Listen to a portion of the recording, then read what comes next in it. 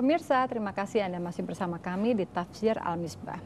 Jika ingin beriman, kata Allah, perhatikanlah alam raya ini. Karena jika kamu memperhatikan alam raya ini, maka sampai pada kesimpulan bahwa ini semua ada yang menciptakan. Kita akan lanjutkan kembali ayat kita. Silakan Pak, uraian kita. Baik, kita lanjutkan. Jadi ada pesan-pesan Tuhan kepada Nabi Muhammad yang oleh Allah disampaikan kepada orang-orang musyrik yang meragukan. Oh, siapa tahu ini bisa berubah. Maka beliau tegaskan, saya tidak akan menyembah kecuali Allah dan saya diperintahkan untuk masuk dalam kelompok orang-orang yang beriman. Baru dia katakan, dan saya diperintahkan juga agar menegakkan wajah untuk agama secara lurus. Wajah. Saya beri contoh. Kalau ada satu orang terbuka dari lehernya ke kakinya, tertutup mukanya, bisa tahu enggak dia? Tidak bisa. Kalau saya balik, tertutup dari lehernya ke bawah, wajahnya terbuka, bisa tahu enggak? Bisa tahu. Kalau begitu wajah digunakan untuk menggambarkan totalitas manusia. Saya diperintahkan untuk menghadapkan seluruh totalitasku guna beragama, menghadapkan diri kepada Tuhan secara konsisten, lurus. Jadi bukan hanya akal kita yang diminta tunduk pada Tuhan, hati kita, tangan kita, pokoknya semuanya harus tunduk kepada Allah. Itu yang diperintahkan oleh.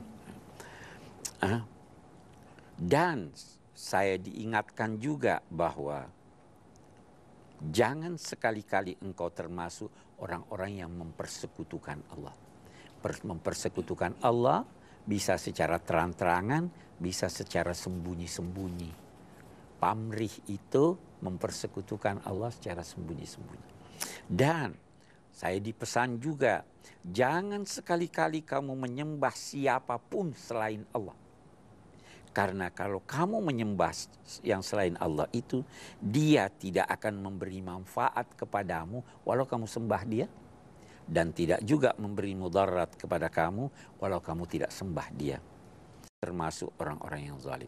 Sebenarnya Nabi Muhammad tidak mungkin berkata begitu. Tapi ini dia sampaikan kepada orang yang meragukan. Ya kan? Oke, kita lanjutkan.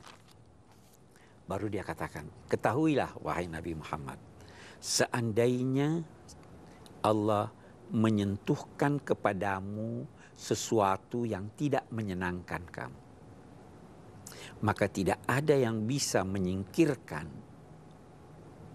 apa yang tidak menyenangkanmu itu kecuali Allah. Dan apabila Allah menghendaki suatu kebaikan, maka tidak ada yang dapat menampik kebaikan itu menimpa siapa yang dikehendakinya. Nah, saya hanya mau ingin garis bawahi sedikit di sini. Kita perhatikan redaksi ini.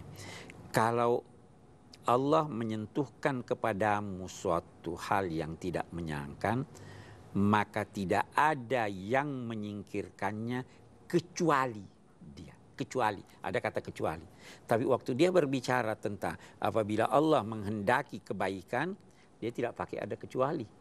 Dia hanya berkata, maka tidak ada yang dapat menampik, menghalangi kebaikan itu untukmu. Pelajaran yang pertama. Kalau Allah menyentuhkan sesuatu yang tidak menyenangkan, itu sebabnya karena Anda. Karena itu tidak ada yang bisa menyingkirkannya kecuali dia. Nah, yang kedua, kalau Allah menghendaki kebaikan, dia tidak sebut kecuali, tapi dia katakan tidak ada yang dapat menampiknya kebaikan itu. Nah, ini maknanya semua yang dari Allah itu baik. Makna yang kedua, kalau Anda menghendaki kebaikan, jangan batalkan kebaikan Anda. Yusibu bihi may yasha'u min ibadihi, Allah menganugerahkan, memberikan kebaikan itu kepada siapa yang dikehendakinya, dan dia Maha Pengampun lagi Maha Penyayang.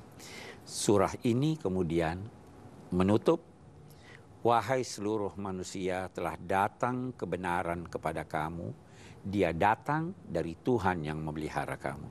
Siapa yang memperoleh petunjuk, maka petunjuk yang diperolehnya itu adalah untuk keuntungan dirinya. Siapa yang sesat, maka kesesatannya itu menimpa dirinya pula. Saya, katakanlah wahai Muhammad, bahwa saya sebagai Rasul tidak bisa memaksa kalian. Wattabi' ma yuha ilaik, ikutilah apa yang diwahyukan kepadamu wahai Muhammad, dan bersabarlah, tabahlah dalam menjalankan dakwahmu sampai Tuhan memutuskan sesuatu, dan putusan Tuhan itu adalah yang terbaik karena Dia adalah yang sebaik-baik pemberi putusan. Ini awal ayat surah Yunus berbicara tentang wahyu dan Al-Quran. Awalnya itu berkata ada orang heran kok bisa ada wahyu diturunkan kepada Nabi. Nah, akhirnya juga berbicara tentang wahyu dan Al-Quran. Demikian bertemu awalnya dan akhirnya.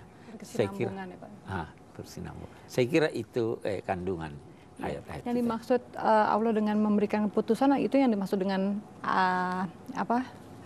Keputusan Keputusan apapun, yakinlah bahwa apapun yang diputuskan Allah untuk Anda, selama Anda dekat kepadanya, maka putusan itu baik walaupun Anda duga bahwa itu buruk. Ya, pemirsa, kami akan segera kembali lagi setelahnya. Satu ini tetaplah di Tafsir Al-Misbah.